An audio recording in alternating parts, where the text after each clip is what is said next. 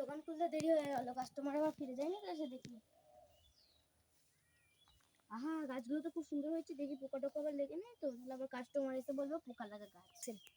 হ্যাঁ হ্যাঁ, গাছগুলো সব পোকা লাগা লেগে নেই, দেখছি ভালোই গাছগুলো হয়েছে, কিন্তু একটু পরিষ্কার পরিষ্কার করে নিয়ে আবার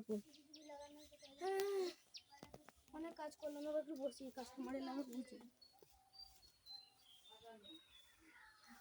হ্যাঁ আয়, অনেকদিন পর তো। হ্যাঁ আয়, ওই শপিং মলে থাকি, আসতে পারি না। গল্প টল্প হোক, চা চা বলি একটা।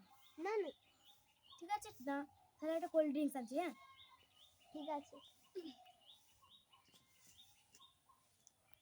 হ্যাঁ কোল্ড ড্রিঙ্কস পেলাম না, একটা কোল্ড ড্রিঙ্কসও নেই, বলছে লস্যি আছে, লস্যি ভালো নয়, আমার লাগে না, আমার একটু ভালো লাগে না। এই জন্য বসে বললাম একবারে চোখ টুকু গাছ দেখান তো, দাঁড়ান দেখায়।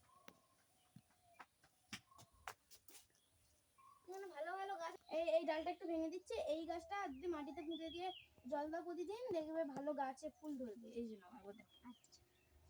আচ্ছা 100 টাকা। দেখ 200 টাকা দিয়ে চলে গেছে, 100 টাকার বদলে 100 টাকা ফিস্টি করে নেবো। না রে ভাই, যে দিয়ে গেছে তাকে দিয়ে আয়, না হলে দেখবি তোরই ফেসাল হবে। কে দেবে? তুই দিবি তো, যা, আমি দিতে পারবো না, এটা বরঞ্চ জমা থাকবে। ঠিক আছে, তাহলে আমি আজকে আসছি। চ, আমি এমনি তো দোকান বন্ধ করবো, ক্লাবে কাজ আছে। ফোন করলো দেখি। হ্যালো ভাই, কি হয়েছে? 10,000 টাকা চুরি হয়ে গেছে? 10,000 টাকা চুরি হয়ে গেছে কি একটা হাসির কথা হচ্ছে নাকি? 10,000 টাকা চুরি হয়ে গেল, দেখে শুনে রাখতে পারিস না? হ্যাঁ 10,000 টাকা চুরি হয়ে গেছে। দেখেছিস তো, আমিও বলেছিলাম ওর টাকাটা দিয়ে দে, দেখবি তো তোরই ফেসাল হবে।